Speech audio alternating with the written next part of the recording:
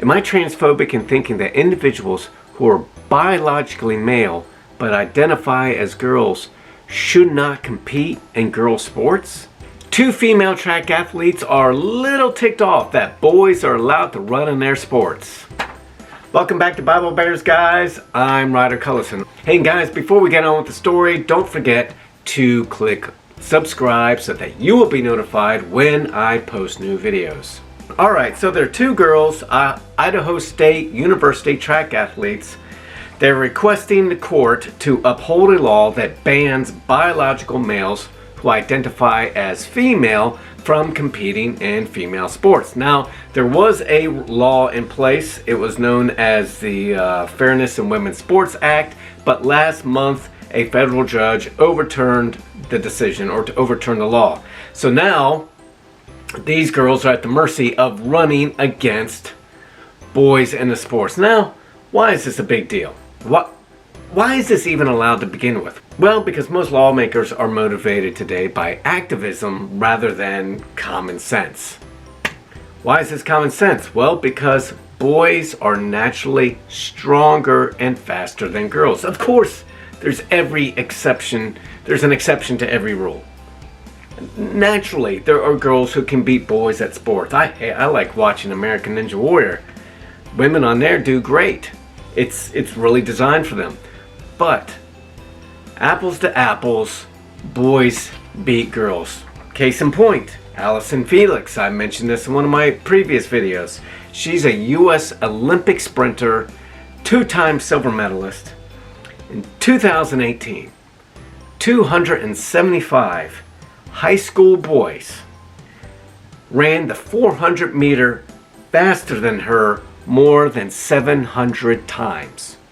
She's an Olympic silver medalist. She's won gold medals at the World Championships. High school boys, 275 of them, have beaten her times. In 2017, thousands of men, thousands, ran the 400 meter faster than any of the world's 3 fastest women. These girls running for Idaho State University aren't worried about activism.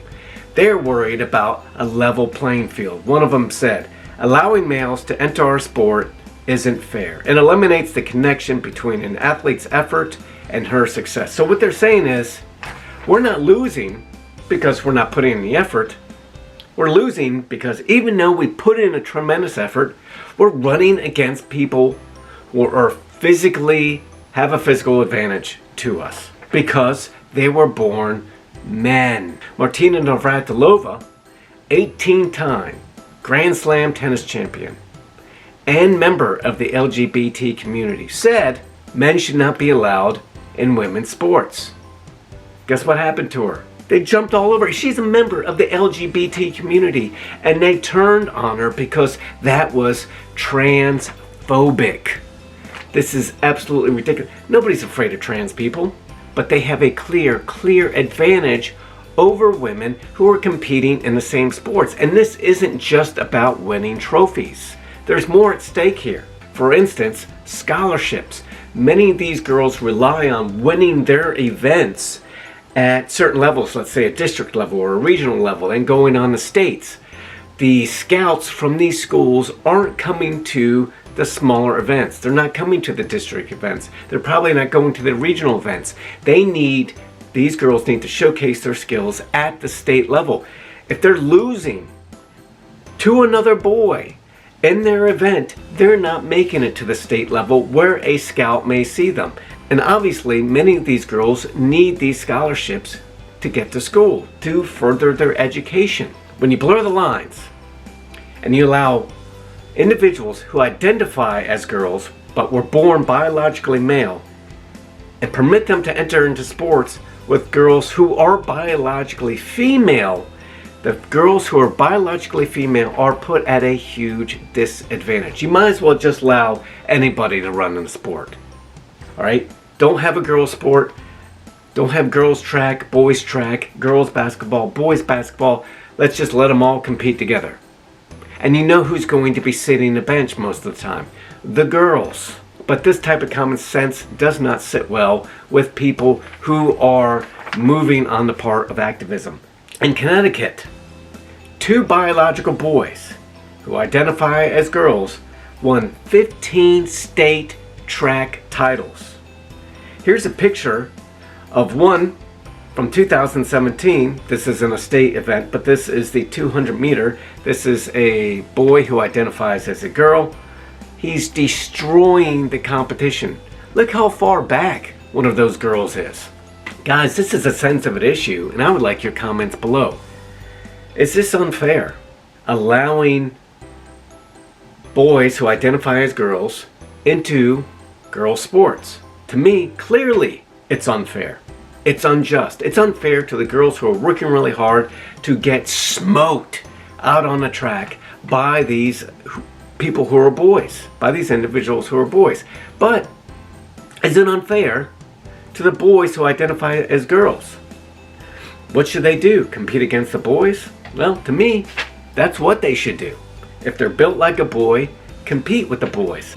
I know girls who identify as girls that want to get out and wrestle with the boys. There's more thrill to beating the boys than it is to beat a girl, so why not say, hey, you're built like a boy, you run like a boy, you can throw like a boy, you shoot like a boy. If you want to compete with the girls, tough. You got to compete with the boys. Do you remember Monet Davis? She was a girl who played Little League baseball, not softball, baseball. She played and pitched in the World Series. She wanted to compete with the boys. I've seen girls in my Little League program compete with the boys. They don't want to play softball with the girls. They're not transgendered. They identify as girls who want to beat and play with the boys. This activism is nonsense. You're disadvantaging so many for what? 1% of the population? Now, again, comment below. Am I being transphobic? I'm not afraid of this, but things have to be fair. Things have to be just. Guys, if you like this video, click like, subscribe, and share if you think I'm not being a bigot. Or even if you do. Guys, I love you. Have a blessed week.